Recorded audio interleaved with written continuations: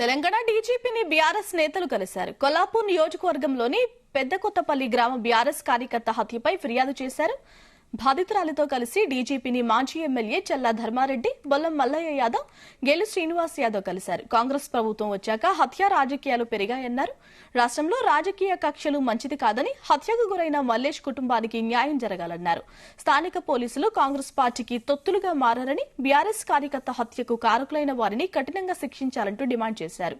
హత్యకు కారకురాలైన వారిపై చర్యలు తీసుకుంటామని డీజీపీ హామీ ఇచ్చారని బీఆర్ఎస్ నేతలు తెలిపారు.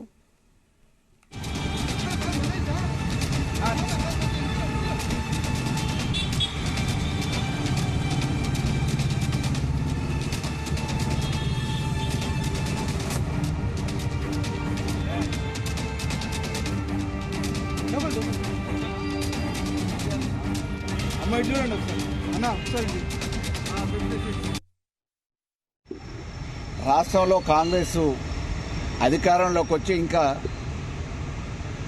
100 రోజులు కూడా పూర్తి కాలే. వాళ్ళ హామీలు ఇచ్చిన హామీలు మాత్రం నెరవేరట్లే. కానీ ఎక్కడ చూసినా గ్రామాలలో ఒక యుద్ధ వాతావరణాన్ని సృష్టించి బీఆర్ఎస్ కార్యకర్తల మీద ఈరోజు దాడులు మొదలుపెట్టారు. అనేక రకమైన ఇంట్ల మీద దాడులు కానీ, ఆస్తులు ధ్వంసం చేయటం కానీ, అదే రకంగా ఈరోజు నాగర్ కర్నూలు జిల్లా కొల్లాపూర్ నియోజకవర్గంలో ఒక యువకుడి మీద దాడి చేసి హత్య చేస్తే కూడా ఇవాళ నిందితుల్ని పట్టుకోకుండా ప్రభుత్వం నిర్లక్ష్యం వహిస్తూ ఉంది. దానికి సూత్రధారులైన వాళ్ళని పక్కకు తప్పించే ప్రయత్నంలో ఈరోజు యంత్రాంగం పనిచేస్తూ ఉంది, అధికార యంత్రాంగం.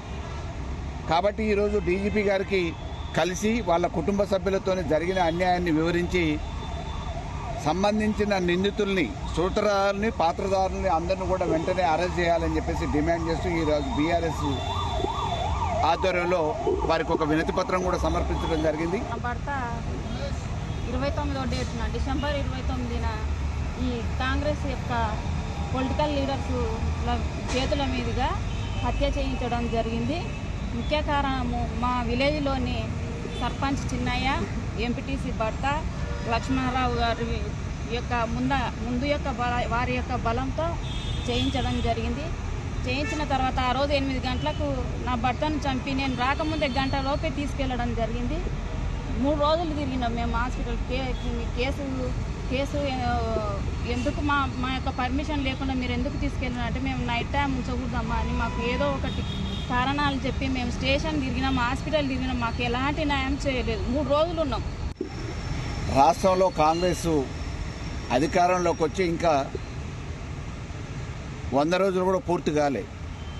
వాళ్ళ హామీలు ఇచ్చిన హామీలు మాత్రం నెరవేరట్లే. కానీ ఎక్కడ చూసినా గ్రామాలలో ఒక యుద్ధ వాతావరణం